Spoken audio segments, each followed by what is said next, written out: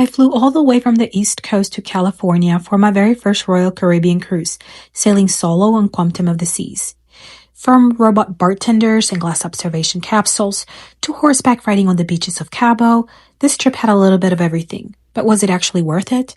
Hey travel friends, it's Jen from Jen's Travel Adventures. Welcome back to my channel. And if you're new here, welcome and thank you for subscribing. Don't forget to hit that like button so you can stay up to date with all my travel adventures. Before we dive in, let me give you a little bit of info about the ship. Quantum of the Seas is part of the Royal Caribbean's Quantum class and it's known for its innovative features like the Northstar observation capsule, the Bionic Bar with robot bartenders, and a wide variety of indoor activities. It's a great option for first-time cruisers, families, and even solo travelers like myself. First of all, this cruise departed from San Pedro cruise port in California. That meant I had to go from the East Coast to the West Coast, and that 3-hour time difference really hit me hard. The flight was about 4 to 5 hours, and it was actually the first time I had taken a flight that long. But was it worth it? Oh, it was 100% worth it. So stay tuned for all the details.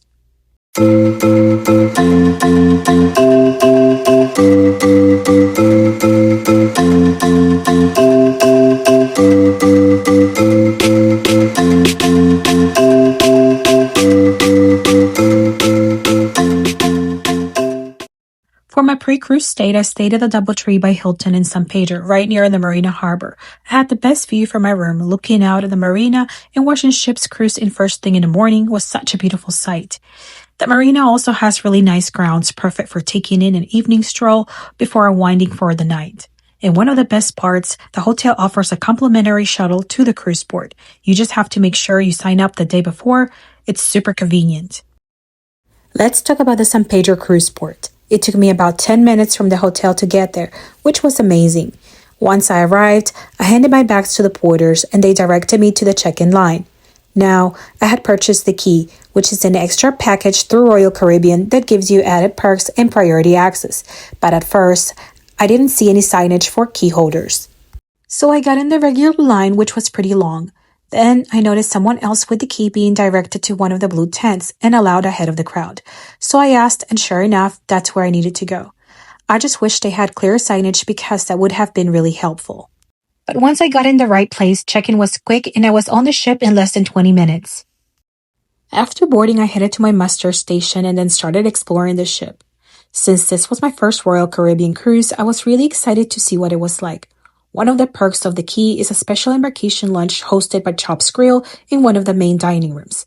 And I have to say, this was a really nice perk. The lunch was tasty and I loved that I was able to avoid the craziness of the buffet on embarkation day. So this part of the key definitely gets a green check mark from me. I wanted to check out the sail away party on Royal Caribbean, and I'll just say this was not a carnival crowd. The energy was definitely more laid back. People weren't really bringing that same sail away vibe. After watching for a bit, I headed down to my room, which I was so excited about.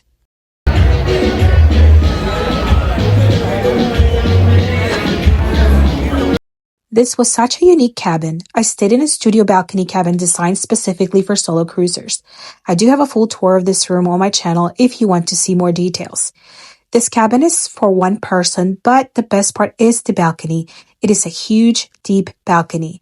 Who would have thought a solo cabin would come with such a big balcony? I almost bid on a different room, but I'm so glad I didn't. This ended up being one of the best cabins I've stayed in as a solo cruiser. And honestly, I really hope more cruise lines start offering solo balcony cabins, not just inside rooms. We want fresh air too. After a long day, I had my first dinner in the main dining room at 6:30. I had my time dining, but I decided to reserve my time for 6:30 each night. The food was okay. I had the fried chicken, but it wasn't as good as I expected.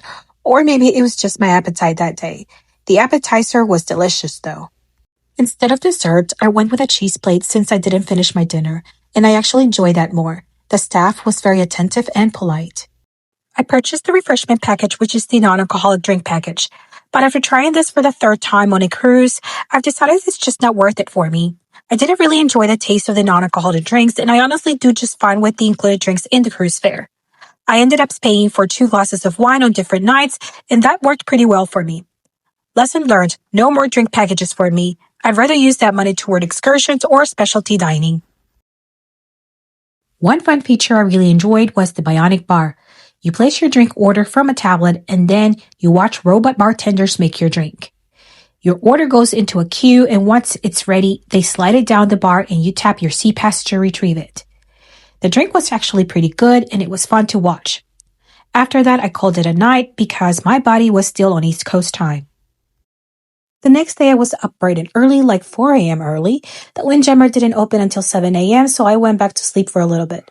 Once I got up again, I stepped outside and realized real quick that Pacific Ocean breeze is cold. So if you're sailing in mid to late winter, definitely bring a sweater for those cool breezy mornings and nights. I had breakfast at the Windjammer and then finished my coffee out on my balcony enjoying the view. Later that day, I did the Northstar experience. At first, it looked a little intimidating. We had about 8 people in the group, including someone in a wheelchair. So this is actually a great activity if you have mobility challenges, because it's accessible. Honestly, it was everyone's first time and we were all a little nervous. But once we started going up, you feel nothing.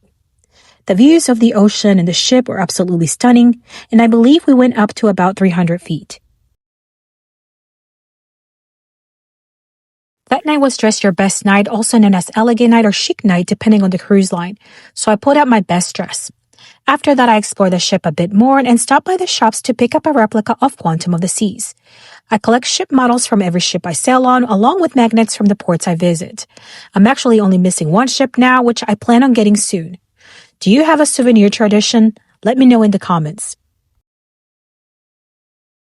That night I had dinner at Jamie Oliver's Italian using my $50 onboard credit. The lightly breaded calamari appetizer was great and I had shrimp carbonara which was very good. The only thing was the portion sizes were huge and I ended up eating less than half. So again, no dessert for me. I ended the night at Boleros, which became one of my favorite spots on the ship.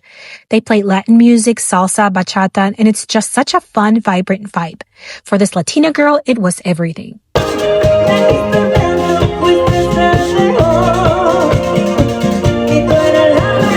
The next day, I enjoyed my morning coffee on my balcony before heading to the Windjammer for breakfast. And please, wash your hands, guys.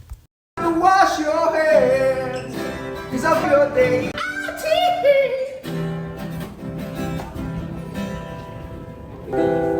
Arriving in Cabo San Lucas was such a beautiful sight first thing in the morning. Now, Cabo is a tender port, which means the ship anchors offshore and tender boats to take you to land. One thing to note, if you have a cruise line excursion booked, your excursion ticket acts as a tender ticket. One of the perks of the key is priority tendering, but honestly, it wasn't needed at all. Boats were running constantly, so that's an X for that perk in my opinion. I had a whale-watching excursion booked. This was my first time doing it and it was unforgettable. Here are a few things to bring along. Wear sunscreen, bring non-slip shoes, and wear a hat with a strap. The boat was fully open so we were exposed to the sun the entire time. The ride out in the ocean was intense. At one point we were going about 60 miles per hour on the water. It was such an adrenaline rush.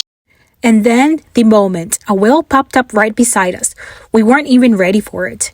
Also, just beware there are other boats chasing the whales, and sometimes they get too close and scare them away.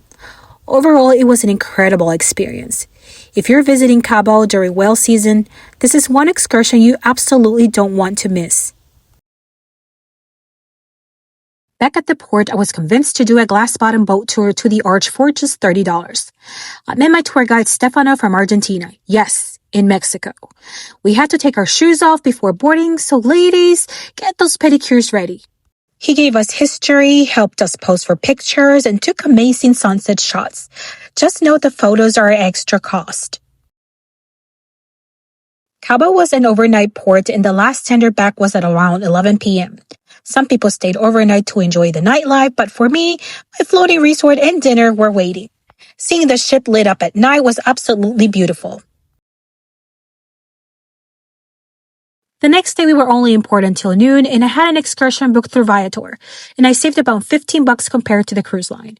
I was a little skeptical at first because I was the only cruiser in the group, but I quickly introduced myself and connected with everyone. We drove about 25 minutes to Migreño Ranch. I originally booked horseback riding but upgraded to horseback plus ATV. We had to pay a $25 park fee which wasn't included in the original price, so keep that in mind. I ended up with a VIP treatment with my own guide Esteban because I was the only one in the group doing the horseback riding. My horse, Zucaritas, was the sweetest, and riding along the beach for the first time was such a beautiful experience. Then came the ATV, and let me tell you, I felt like I was in a Mad Max movie.